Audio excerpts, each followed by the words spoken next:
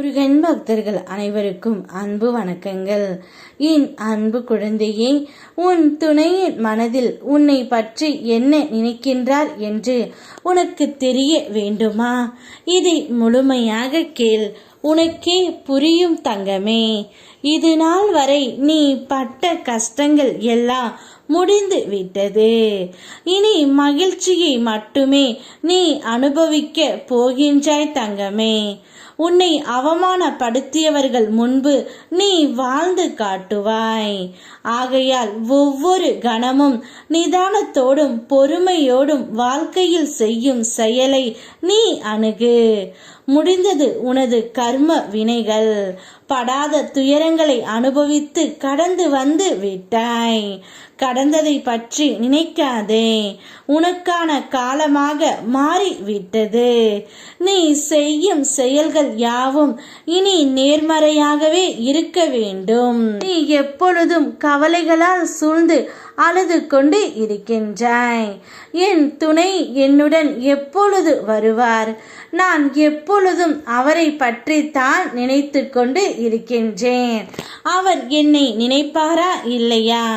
அவரை நினைத்து நான் சாப்பிடவும் இல்லை, சரியாக உறக்கம் இல்லாமல் தவிக்கின்றேன். உன்னுடைய மனதில் அவரை பற்றிய ஞாபகம் ஓடிக்கொண்டே தான் இருக்கின்றது. ஆனால் அவர் என்னை பற்றி எப்படி நினைப்பார் என்ற சந்தேகம் உனக்குள் இருக்கின்றது தங்கமே.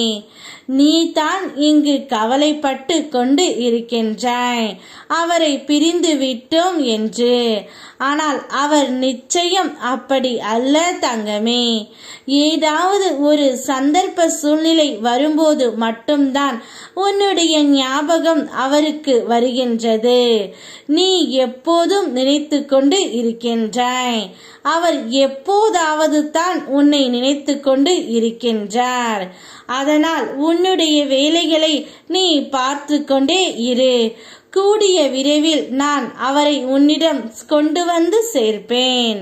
நீ எப்பேற்பட்ட ஒரு வலியை அனுபவித்து கொண்டு இருக்கிறாய் என்று நான் அறிவேன்.